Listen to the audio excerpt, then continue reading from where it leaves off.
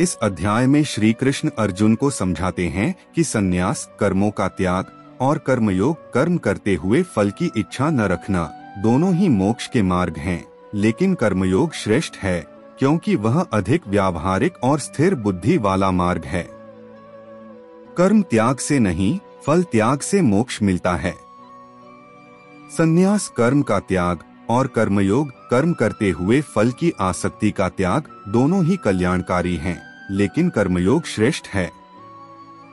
मान लो एक व्यक्ति मंदिर में पूजा करता है और दूसरा व्यक्ति अस्पताल में मरीजों की सेवा करता है।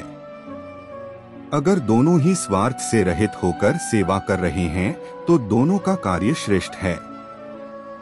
लेकिन समाज के लिए सक्रिय रहकर सेवा करना, जैसे डॉक्टर की सेवा, अधिक व्यावहारिक और उपयोगी है। यही कर्मयोग है। आत्मा को जानने वाला सबको समान दृष्टि से देखता है। जो ज्ञानी है वह ब्राह्मण, गाय, हाथी, कुत्ता और चांडाल में भी परमात्मा को समान रूप से देखता है। एक संत किसी धनी व्यक्ति और भिखारी दोनों को नमस्कार करते हैं क्योंकि वे जानते हैं कि दोनों में परमात्मा ही वास करता है। यह समदृष्टि ही आत्मज्ञान का लक्षण है। शांति वही पाता है जो फल की आसक्ति छोड़ देता है। जो व्यक्ति योगयुक्त है, आसक्ति रहित होकर कर्म करता है, वह शांति को प्राप्त करता है। जो फल की इच्छा करता है वह बंधन में पड़ता है। एक किसान फसल बोता है और ईश्वर पर भरोसा करता है। दूसरा किसान फसल बोते ही चिंता करता है, कितनी उपज होगी, कितनी कमाई होगी। पहला शांति में है, दूसरा तनाव में। सच्चा योगी वह है जो सुख दुख में सम रहता है। जो व्यक्ति प्रिय वस्तु मिलने पर आनंदित नहीं होता और अप्रिय वस्तु मिलने पर दुखी नहीं होता, वही ब्रह्मा को जानने वाला है। एक विद्यार्थी परीक्षा में फेल होता है, फिर भी शांत रहता है और अगली बार प्रयास करता है। दूसरा विद्यार्थी फेल होते ही हताश हो जाता है। जो शांत रहता है वही स्थिर बुद्धि योगी है। संन्यास और कर्मयोग दोनों श्रेष्ठ हैं, पर कर्मयोग उत्तम है। घर छोड़कर जंगल जाने से बेहतर है कि घर में रहकर निस्वार्थ सेवा की जाए। जो फल की इच्छा नहीं करता वही सच्चा योगी है। शिक्षक पूरी मेहनत से पढ़ाता है, बिना इस चिंता के कि छात्र कितना नंबर लाएगा। ज्ञानी पुरुष सभी में आत्मा को समान देखता है। उदाहरण, गरीब और अमीर को एक जैसा सम्मान देना। सच्चा योगी सुख दुख में समान रहता है। उदाहरण, कोई व्यवसायी घाटा सह कर भी शांत रहता है। इंद्रियों का संयम और मन की स्थिरता आवश्यक है। उदाहरण, स्वादिष्ट खाना सामने हो पर संयम से खाना, यही योग है। कर्म बंधन से तभी मुक्त होता है जब उसे निस्वार्थ किया जाए। उदाहरण, डॉक्टर रोगी का इलाज करता है बिना किसी लोभ के। आत्मा को जानने वाला मृत्यु और जन्म से परे है। उदाहरण, जैसे समुद्र में लहरें आती जाती हैं, वैसे ही आत्मा शरीर बदलती है। कर्म करते हुए भी योगी सोचता है, मैं कुछ नहीं कर रहा। मशीन ऑपरेटर मशीन चलाता है पर जानता है कि वह केवल साधन है। शुद्ध बुद्धि वाला व्यक्ति ब्रह्मा में स्थित रहता है। साधक ध्यान में ब्रह्मा की अनुभूति करता है। सच्चे योगी को न प्रिय वस्तु से मोह होता है, न अप्रिय से द्वेष। सफलता पर इतराना और असफलता पर टूट जाना, ये योग से दूर ले जाते हैं। जो सभी कर्म ब्रह्मा को अर्पण करता है वह मुक्त रहता है। रसोई में काम करने वाली माँ कहती है, ये भगवान के लिए है। कर्म का फल त्यागने से मन की शांति मिलती है। खिलाड़ी हारने के बाद भी मुस्कुराता है। जिसकी बुद्धि आत्मा में स्थिर है वही मुक्त है। उदाहरण, साधु जो बाहरी परिस्थितियों से प्रभावित नहीं होता। ब्रह्मा ज्ञानी सब कर्मों को ईश्वर को समर्पित करता है।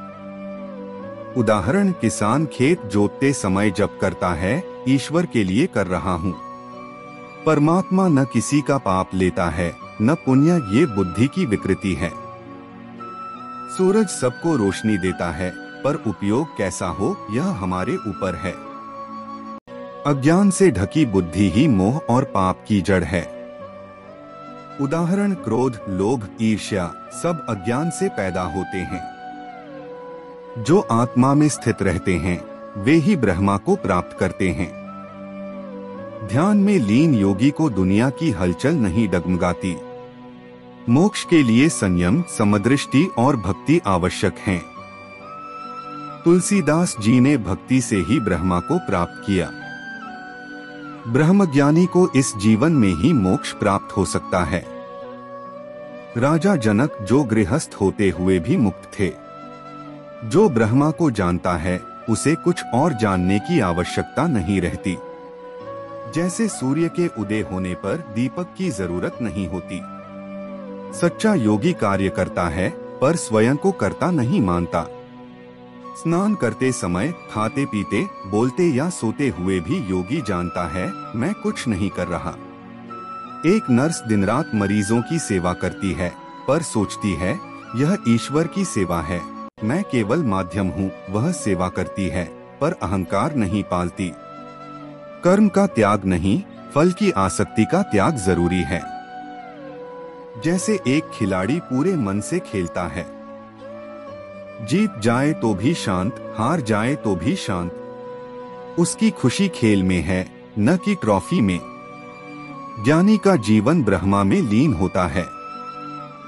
रामकृष्ण परमहंस वे सांसारिक कार्यों में भी इतने ईश्वरमग्न रहते थे कि उनको केवल ईश्वर दिखता था। जो मोह, द्वेष और अहंकार से मुक्त है वही शांत है। महात्मा गांधी को जेल भेजा गया, फिर भी उन्होंने गुस्सा नहीं किया। उन्होंने क्षमा और करुणा से उत्तर दिया। शरीर से कर्म हो सकते हैं पर मन से योग बना रहना चाहिए। अर्जुन युद्ध कर रहा है पर उसके मन में द्वेष नहीं, कर्तव्य है। आत्मज्ञान वाला व्यक्ति किसी से द्वेष नहीं करता। एक पेड़ सबको फल देता है, भक्त को भी, चोर को भी। ज्ञानी की दृष्टि भी ऐसी ही होती है, समदर्शी। सभी कर्मों का त्याग करके परम शांति प्राप्त होती है। एक साधक जो मैं की भावना छोड़कर सब कुछ ईश्वर को अर्पित कर देता है उसे शांति मिलती है। इंद्रिय संयम से आत्मा की अनुभूति होती है। जो योगी भोजन, नींद, क्रोध और वाणी पर संयम रखता है वह ध्यान में परमात्मा से जुड़ता है। आत्मा न जन्मती है न मरती है। जैसे बिजली का बल्ब बदलने से बिजली नहीं बदलती, वैसे ही शरीर बदलने से आत्मा नहीं बदलती। जो बुद्धिमान है वह कर्म करता है लेकिन उसमें लिप्त नहीं होता। श्री कृष्ण महाभारत के युद्ध में रथ हाँकते हैं पर उन्हें किसी कर्म का बंधन नहीं होता।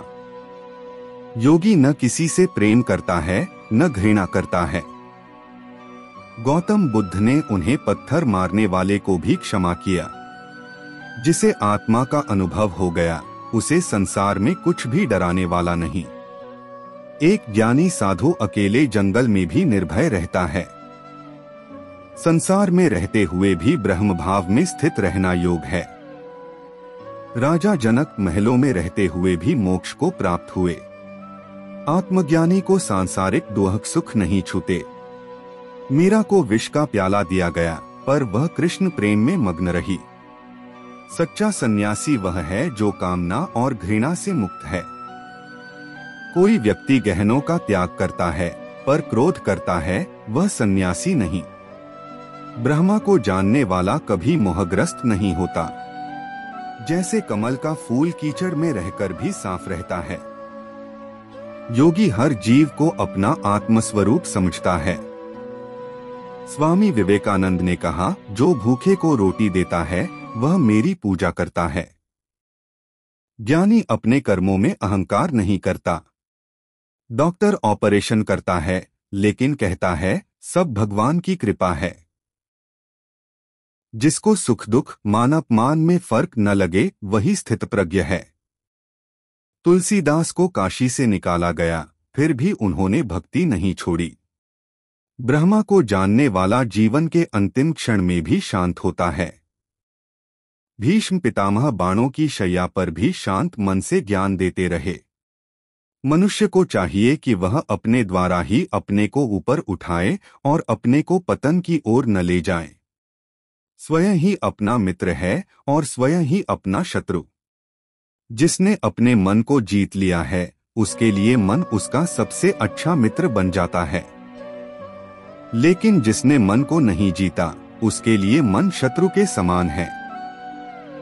योगी को चाहिए कि वह एकांत में मन और आत्मा को संयमित करके निरंतर आत्मा में स्थित हो। वह निराश और अपरिग्रही हो। चंचल और अस्थिर मन जब जब इधर उधर भटके, तब तब उसे नियंत्रित करके आत्मा में ही लगा देना चाहिए। सभी योगियों में जो श्रद्धा के साथ मुझ में लीन होकर मेरी भक्ति करता है, वह मुझको सबसे प्रिय और श्रेष्ठ योगी है। भगवद गीता का संदेश हमें यह सिखाता है कि जीवन का वास्तविक उद्देश्य केवल भौतिक सुख नहीं, बल्कि आत्मा का शुद्धिकरण, मानसिक शांति और भगवान के साथ संबंध बनाना है। हमें अपने कर्मों को धर्म, सत्य और निष्ठा के साथ करना चाहिए। भगवान श्री कृष्ण का यही संदेश है कि कर्म ही जीवन है, और जो अपने कर्मों में सत्य, श्रद्धा और भक्ति को समर्पित करता है, वही जीवन के सच्चे मार्ग पर चलता है।